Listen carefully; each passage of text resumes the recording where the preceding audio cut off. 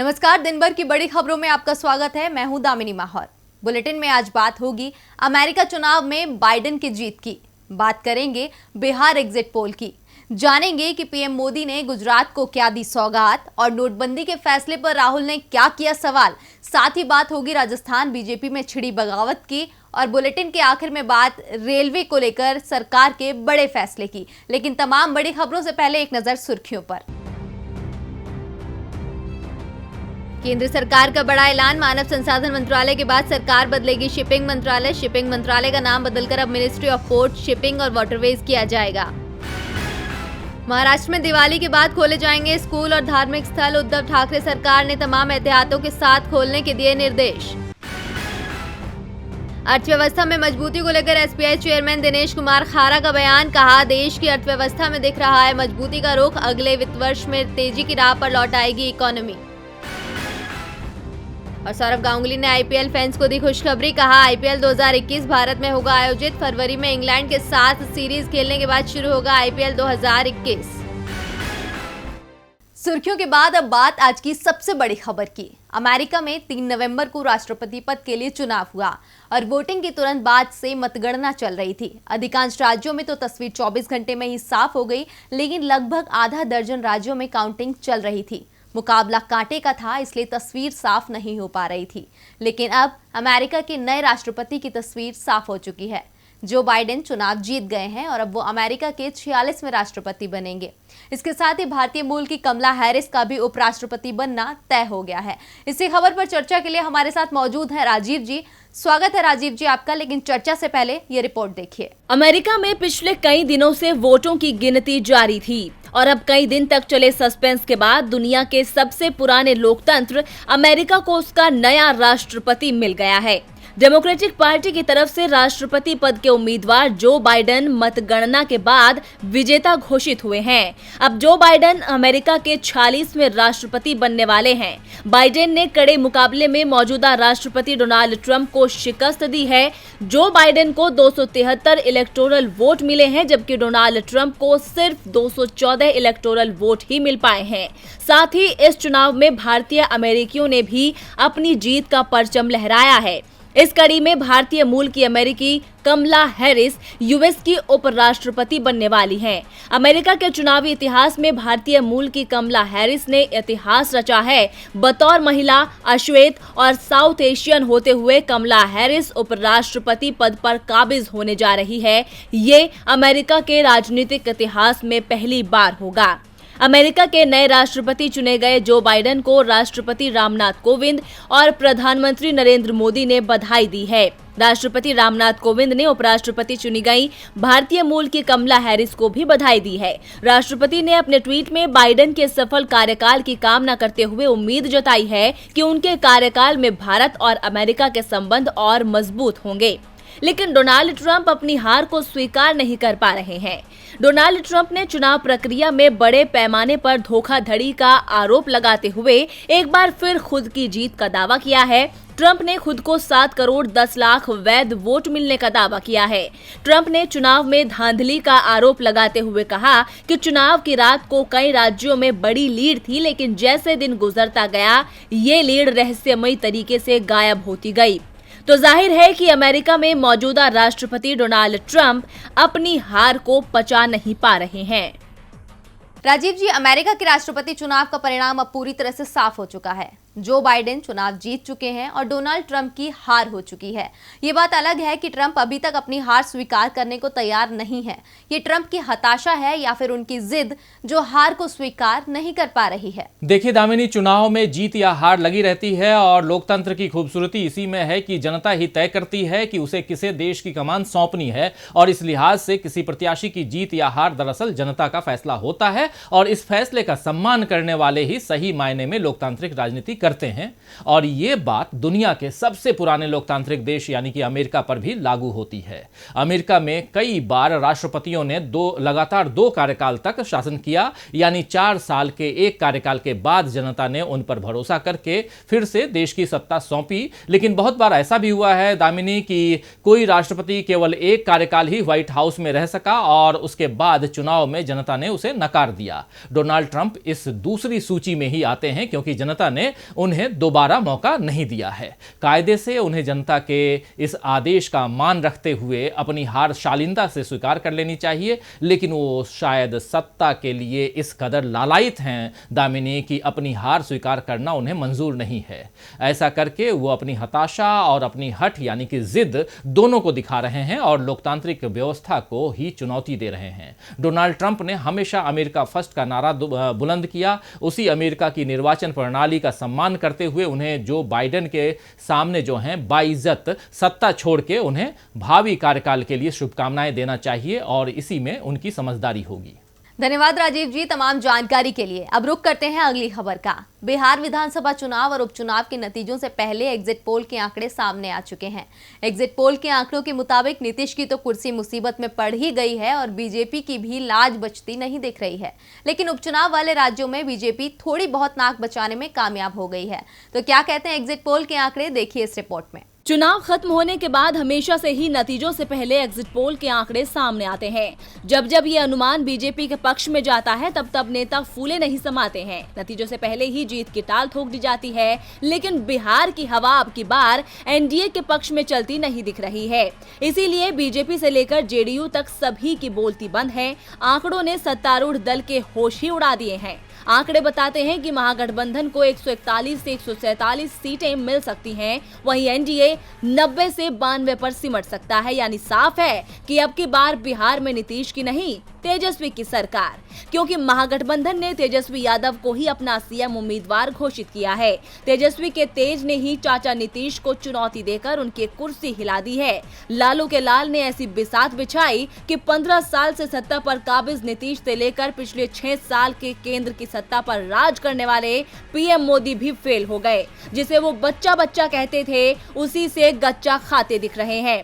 अब जब exit poll के आंकड़े मायूस करने वाले आएंगे तो भला नेता कैसे बोल पाएंगे। लेकिन दूसरी तरफ उपचुनाव को देखें तो उनमें बीजेपी को थोड़ी राहत मिलती दिख रही है। मध्य प्रदेश में 28 सीटों पर हुए उपचुनाव के आंकड़े बता रहे हैं कि शिव का राज बरकरार रह सकता है। यहां टक्कर कांटे की है, लेकिन कांग्रेस को सभी 28 सीटों पर कब्जा करना बेहद जरूरी है। इसके बिना कमलनाथ की वापसी नामुमकिन है। मध्य प्रदेश के साथ साथ उत्तर प्रदेश में भी राहत की खबर आई है। एग्जिट पोल्स के मुताबिक योगी सरकार आधे से ज्यादा सीटों पर कब्जा कर सकती है। हालांकि समाजवादी पार्टी की साइकिल ने भी रफ्तार भरनी शुरू कर दी है, लेकिन माया का हाथी अब भी हाशिए पर ही है। उत्तर प्रदेश के अलावा गुजरात में भी कमल कमाल कर सकता है, लेकिन बाकी राज्यों में बीजेपी से ज्यादा स्थानीय पार्टियों का जलवा नजर आ रहा है। अब भले ही एग्जिट पोल के मुताबिक बीजेपी ने उत्तर प्रदेश, गुजरात और मध्य प्रदेश में अपनी बचा ली हो, लेकिन बिहार में उसको धक्का लगने वाला है। यहां तक कि नीतीश को तो सीएम की कुर्सी भी गंवानी पड़ सकती है। बिहार एग्जिट पोल में तो बीजेपी के लिए परेशानी वाली बात है, लेकिन पीएम मोदी का फोकस इस समय गुजरात पर है। 10 दिन पहले जहां पीएम मोदी ने गुजरात में देश के पहले सीप्लेन सेवा की शुरुआत की थी, तो वहीं आज पीएम मोदी ने गुजरात को एक और नई सौगात दी है। क्या मिली है गुजरात को सौगात, आइए बताते हैं इस खास रिपोर्ट में। 31 अक्टूबर पीएम नरेंद्र मोदी ने देश की पहली सी प्लेन सेवा का उद्घाटन किया था, जिससे केवड़िया में बनी सरदार वल्लभ भाई पटेल की दुनिया की सबसे ऊंची मूर्ति, जिसे स्टैचू ऑफ यूनिटी का नाम दिया गया है, उसे देखने के लिए आने वाले लोगों को राहत मिल सके।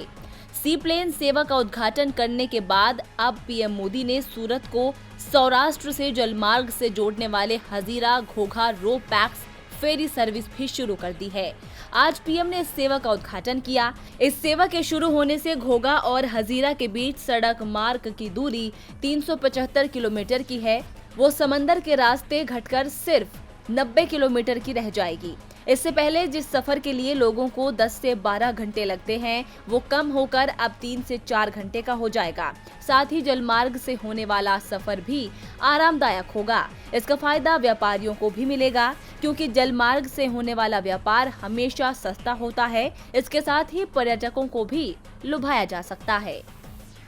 पीएम मोदी अपने गृह राज्य गुजरात को तो कई सौगातें दे रहे हैं, लेकिन देश को दिए नोटबंदी के फैसले को लेकर लगातार विपक्ष उन पर उंगलियां उठाता रहा है। बात बेरोजगारी की हो या आर्थिक मंदी की, कांग्रेस सांसद राहुल गांधी लगातार मोदी सरकार पर और उनकी नीतियों को लेकर सवाल पूछते हैं। आज एक बार फिर राहुल गांधी ने पीएम मोदी को नोटबंदी के मुद्दे पर आड़े हाथों लिया है, साथ ही वीडियो भी शेयर किया है। रिपोर्ट देखिए। बैंकों के बाहर लंबी लंबी कतारें, अपनी बारी के इंतजार में रात से ही बैंकों के बाहर लगने वाली लाइनों को लोग अभी तक भूले नहीं हैं। पुराने 500 और बंद हो चुके 1000 के नोटों को बदलवाने के लिए हुई परेशानियों को देश अभी भी याद करता है। ये सब हुआ था आज से ठीक 4 साल पहले 8 नवंबर 2016 की रात, जब प्रधानमंत्री नरेंद्र मोदी ने अचानक 500 के पुराने नोट और 1000 के नोट को बंद करने का ऐलान किया था। विपक्ष ने शुरुआत से ही पीएम के फैसले पर सवाल उठाए थे। खासतौर पर कांग्रेस सांसद राहुल गांधी लगातार नोटबंदी को केंद्र सरकार का गलत फैसला ठहराते रहे हैं और नोटबंदी के फैसले पर सवाल उठाते रहे हैं। आज जब नोटबंदी के 4 साल पूरे हो गए हैं, तो राहुल गांधी ने प्रधानमंत्री के इस फैसले पर फिर सवाल उठाए और भारतीय अर्थव्यवस्था को हुए नुकसान गिनाए। इस कड़ी में राहुल गांधी ने ट्विटर पर एक वीडियो शेयर किया है, जिसमें कहा गया है कि आज हिंदुस्तान के सामने महामारी जैसी मुसीबत है, तो सवाल ये है कि बांग्लादेश की इकोनॉमी भारत की अर्थव्यवस्था से आगे कैसे निकल गई। सरकार अर्थव्यवस्था खराब होने की वजह महामारी को बताती है, लेकिन इसका असर तो बांग्लादेश में भी है, तो फिर हिंदुस्तान पीछे कैसे रह गया। राहुल गांधी ने कहा कि देश की अर्थव्यवस्था के पिछड़ने का कारण महामारी नहीं है, बल्कि कारण नोटबंदी है, कारण जीएसटी है। साथ ही राहुल गांधी ने नोटबंदी को मोदी सरकार की सोची समझी चाल बताया है, ताकि आम जनता के पैसे से मोदी मित्र पूंजीपतियों का लाखों करोड़ रुपए का कर्ज माफ किया जा सके। एक तरफ राहुल गांधी ने नोटबंदी की खामियां गिनाई, तो वित्त मंत्री निर्मला सीतारमण ने भी नोटबंदी के फायदे गिना दिए। वित्त मंत्री का कहना है कि आज से 4 साल पहले लागू किए नोटबंदी के फैसले से काले धन पर तो अंकुश लगा ही है, साथ ही डिजिटल इकोनॉमी को भी मजबूती मिली है। उन्होंने कहा कि ऑपरेशन क्लीन मनी से देश की अर्थव्यवस्था को संगठित करने में मदद मिली। वित्त मंत्री ने नोटबंदी के फायदों को गिनाते हुए कहा कि इस कदम के बाद इनकम टैक्स भरने वाले लोगों की संख्या में बढ़ोतरी देखने को मिली, कॉर्पोरेट टैक्स रिटर्न की संख्या में भी बढ़ोतरी हुई और जीडीपी रेशियो में भी सुधार देखने को मिला। अब भले ही वित्त मंत्री फायदे गिना रही हैं, लेकिन सवाल उठता है कि अगर जीडीपी रेशियो में सुधार हुआ है, तो अर्थव्यवस्था बेपटरी कैसे हो गई। एक तरफ नोटबंदी के 4 साल बाद भी मोदी सरकार को आलोचनाओं का सामना करना पड़ रहा है, तो राजस्थान में तो हाल ही में 6 नगर निगमों के बाद ही बीजेपी में बगावत छिड़ गई है। चुनाव में बीजेपी को 2 निगमों में जीत मिली है, जिसके बाद अब कई पार्षदों ने अपने ही मेयर उम्मीदवार का समर्थन करने से इनकार कर दिया है। ऐसे में बीजेपी के लिए अब जयपुर ग्रेटर में भी अपना मेयर बनवाना मुश्किल होता जा रहा है। राजस्थान बीजेपी में बवाल मचा हुआ है। पहले ही निगम चुनावों में बीजेपी कांग्रेस के हाथों हार चुकी है। 6 में से 2 निगमों में बीजेपी का मेयर बनता दिख रहा है, तो 4 में कांग्रेस का। कांग्रेस को जोधपुर दक्षिण, कोटा उत्तर, कोटा दक्षिण और जयपुर हेरिटेज में जीत मिली, जबकि बीजेपी जोधपुर उत्तर और जयपुर ग्रेटर शहर को जीत सकी। इन दोनों ही निगमों में अब तक बीजेपी का मेयर बनना तय माना जा रहा था, लेकिन जयपुर ग्रेटर शहर में मेयर उम्मीदवार के चयन के बाद बीजेपी में बगावत के हालात पैदा हो गए हैं। जयपुर ग्रेटर नगर निगम में सौम्या गुर्जर को बीजेपी की तरफ से मेयर का प्रत्याशी घोषित किया गया है, जिसे लेकर जयपुर के बीजेपी के विधायक नाराज दिखाई दे रहे हैं। पूर्व उपराष्ट्रपति भैरों सिंह शेखावत के दामाद और बीजेपी विधायक नरपत सिंह राजवी ने संगठन के नेताओं को ही निशाने पर ले लिया है।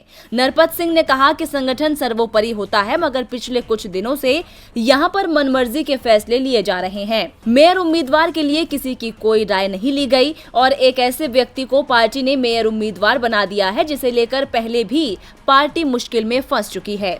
उन्होंने मेयर उम्मीदवार को कांग्रेसी पृष्ठभूमि का बताते हुए कहा कि पार्टी में इस पर कोई चर्चा नहीं हुई है।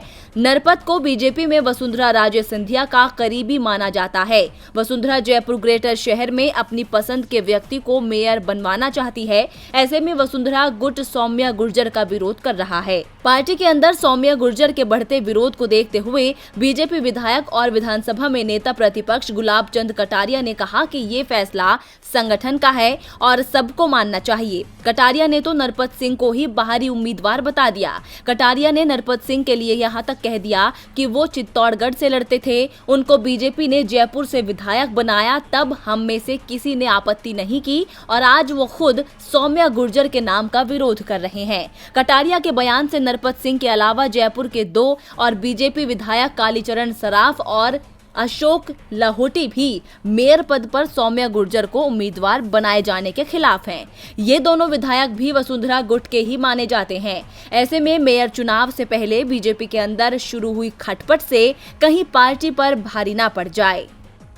मोदी सरकार हर मोर्चे पर विफल साबित होती दिखाई दे रही है। पार्टी के अंदर तो घमासान छिड़ा ही है, केंद्र और राज्य सरकारों के बीच भी तनातनी जारी है। स्वास्थ्य मुसीबत की वजह से देश के हालात बिगड़े हुए हैं। जीएसटी कलेक्शन कम होने से केंद्र और राज्यों के बीच पैसों के बंटवारे को लेकर तनातनी भी देखने को मिली।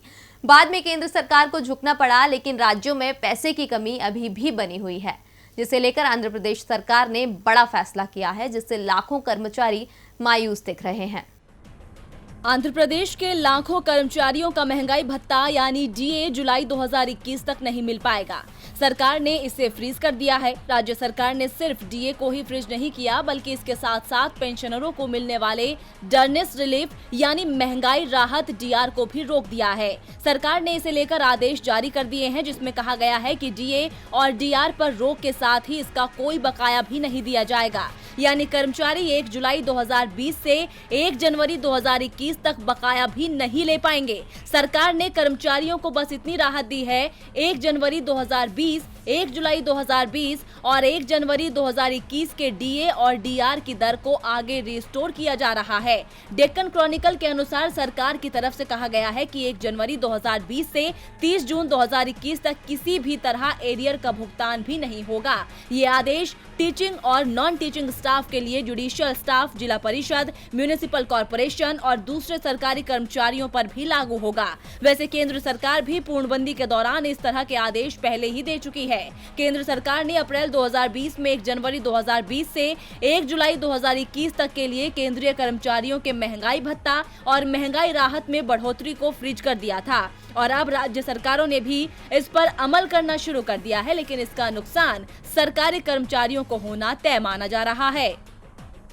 और बुलेटिन के आखिर में बात रेलवे में होने वाले बदलाव की। सरकार निजीकरण पर जोर दे रही है। एयरपोर्ट हो या फिर बंदरगाह, एलआईसी हो या फिर भारत पेट्रोलियम, हर किसी को निजी हाथों में सौंपने की कवायद चल रही है और अब सरकार की नजर टिक गई है रेलवे पर। सरकार रेलवे को भी धीरे धीरे निजी हाथों में सौंपती जा रही है और अब सरकार ने एक और फैसला किया है। देखिए हमारी ये रिपोर्ट। देश की मोदी सरकार railway engineering company IRCON international limited में अपनी 15% हिस्सेदारी को बेचने की तैयारी में है। सरकार ये हिस्सेदारी स्टेक ऑफर फॉर सेल के तहत बेचेगी। बता दें कि केंद्र सरकार के पास अभी इरकॉन इंटरनेशनल लिमिटेड की 89.18% हिस्सेदारी है, जिसमें से सरकार 15% हिस्सा बेचने की योजना बना रही है। बता दें कि इरकॉन इंटरनेशनल सरकारी इंजीनियरिंग एंड कंस्ट्रक्शन कंपनी है और बाजार परिस्थितियों को देखते हुए दिसंबर तक इरकॉन का OFS लाने की कंपनी की योजना है। रेलवे इंजीनियरिंग कंपनी इरकॉन 2018 में शेयर बाजारों में लिस्टेड हुई थी। उस वक्त कंपनी ने IPO के जरिए 467 करोड़ रुपए जुटाए थे और मौजूदा बाजार मूल्य के हिसाब से सरकार इरकॉन में 15% हिस्सेदारी बेचकर 540 करोड़ रुपए जुटा सकती है। ऐसे में सरकार ने चालू वित्त वर्ष में विनिवेश से 2,10,000 करोड़ रुपए जुटाने का लक्ष्य बनाया हुआ है। सरकार का केंद्रीय सार्वजनिक क्षेत्र उपक्रमों में हिस्सेदारी बिक्री में 1,20,000 करोड़ रुपए और वित्तीय संस्थानों में हिस्सेदारी बिक्री से 90,000 करोड़ रुपए जुटाने का लक्ष्य है। बता दें कि सरकार शेयरों की बिक्री के लिए Indian railway catering and tourism Corp limited और रेल विकास निगम लिमिटेड में हिस्सेदारी बेचने की तैयारी में भी है। दिन भर की बड़ी खबरों में मेरे साथ इतना ही। देखते रहिए DB लाइव। नमस्कार।